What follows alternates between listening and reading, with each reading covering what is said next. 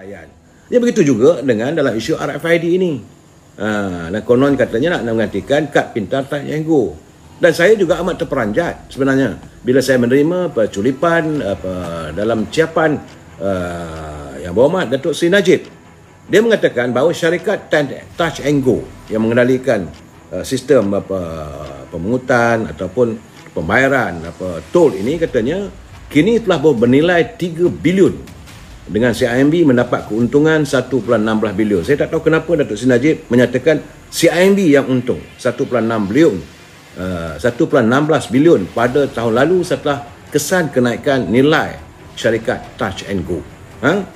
Jadi persoalannya kata Datuk Seri Najib, kenapa perlu pula mereka mahu menjual stiker RFID yang kosnya kurang daripada RM1 tapi dijual dengan harga RM35 sekeping. Jadi jika tidak mahu bagi percuma pun tak apalah, tapi bukanlah RM35. Sekadar RM5 pun okey lah.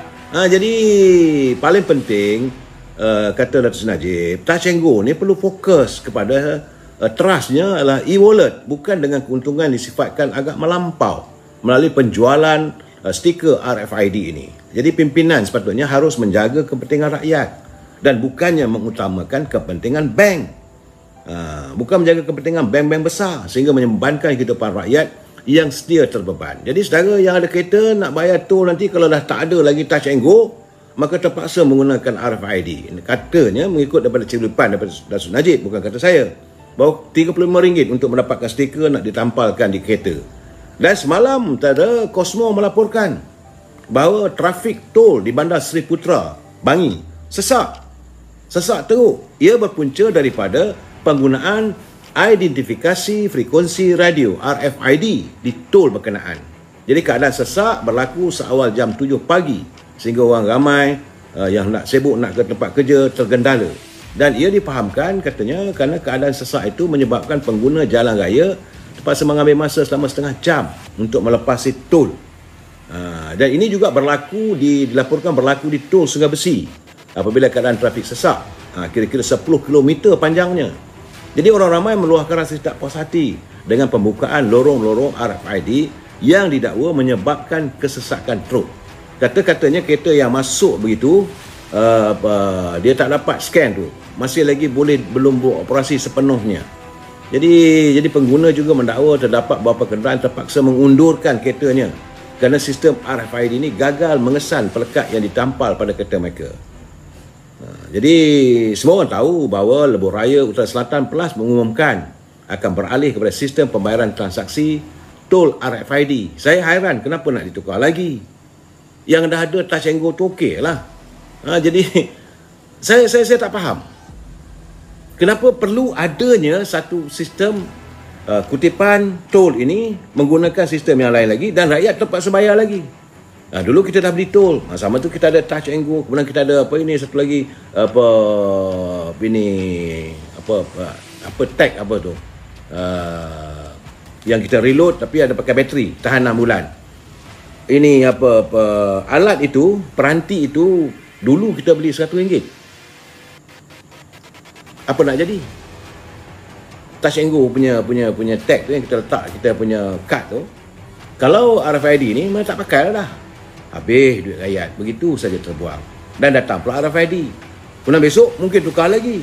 Jadi saya kata, kenapa tak berhenti-henti menyusahkan rakyat? Jadi kalau dalam keadaan begini, saya haraplah agar pimpinan, khususnya Kementerian Pengangkutan, Kementerian Kewangan mengkaji. Jadi ini saya melihat akhirnya saudara, mereka yang mengendalikan RFID ini jadi bank lah. Sebab dia kutip duit dulu. Touch and Go pun sama juga. Sebab itu Touch and Go untung. Sepatutnya bila kita sampai sekarang ni, tol tidak ada tempat untuk nak bayar cash apa semua dekat tol-tol tertentu. Mungkin ada 1-2 tol saja, tapi tak ada lagi dah. Jadi bila sampai kat situ, tak cukup kita punya nilai dalam Touch and Go pun menyusahkan. Ini kan pula dapat RFID lagi. Nak bayar di mana pula? Cara dia macam mana? Jadi saya hairan apakah semua rakyat yang memiliki kenderaan ini mempunyai akses untuk internet. Dan saya haraplah agar Kementerian Pengangkutan sepatutnya memikirkan sebelum meluluskan. Sebab itu saya kata sekarang ni masalahnya menteri-menteri kabinet ni buat apa ramai-ramai ni? Apakah diperhalusi masalah rakyat sebelum sesuatu pelaksanaan yang dilakukan? Yang dah ada okey, nak introduce okey, tak ada masalah. Kalau kata nak RFID, okey buatlah. Tak ada masalah. Tapi mereka yang berkendak bagi rakyat yang memilih, biarlah rakyat memilih. Ini tidak. Dua smart tag betul saudara pimpinan kan, yang menyusahkan rakyat. Saya rasa ini menyusahkan.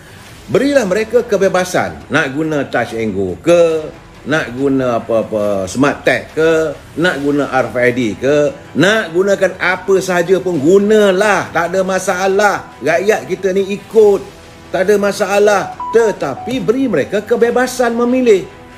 Kalau besok RFID ni dilaksanakan sepenuhnya, artinya rakyat tak ada pilihan. Ini sistem monopoli. Dan apabila orang load dalam RFID itu, seolah-olah RFID ini syarikat yang mengendalikan bank. Nampak kecil saudara, mungkin RM30, mungkin RM50, mungkin RM1. Tapi kalau dikumpul sejuta pengguna, 300 juta. Ini masalah dia sebenarnya yang kita harus lihat saudara. Ini tak ada lain, betul saudara Syahri. Lain tak ada menyusahkan rakyat. Akhirnya kalau nak gunakan tu traffic jam, orang terhalang di tol, alat sebut. Pastikan benda ni benar-benar untuk kegunaan keselesaan pengguna jalan raya. Kita di sistem negara kita ni dulu kita dah minta supaya tol ditiadakan. Rakyat bayar cukai jalan, rakyat bagai lesen. Tujuan wang itu dikumpulkan adalah untuk memastikan jalan raya kita ini sentiasa diterpelihara dan dijaga. Dan itulah sepatutnya digunakan. Dan sekarang ni bagi pula konsesi, orang boleh kutip tol. Okeylah, rakyat setuju, tak ada masalah. Tetapi pastikan pelaksanaannya itu bukan membebankan rakyat. Bukan kita naik lagi tol ni. Dulu masa zaman almarhum Tun Razak. Almarhum Tun Razak mewujudkan lebuh raya Timur Barat daripada Kelantan sampai ke barat ini tak ada tol pun. Yang nak diwujudkan Sri Najib di Pen Borneo juga sepatutnya tak ada tol. Dia siapa pemilik sebenarnya syarikat konsesi tol ini? Ini perlu dijelaskan pada rakyat. Jangan-jangan dibebankan rakyat, apa itu diadakan pula dengan sistem itu, sistem ini. Menyusahkan. Saya minta maaf lah, saya kadang-kadang bila saya mengutarakan pandangan pencerahan ini, bukan niat saya untuk mengkritik, tidak. Saya harus menyuarakan isi hati rakyat. Jadi akhirnya orang akan marah pada kerajaan, pada pimpinan negara dan hilang keyakinan.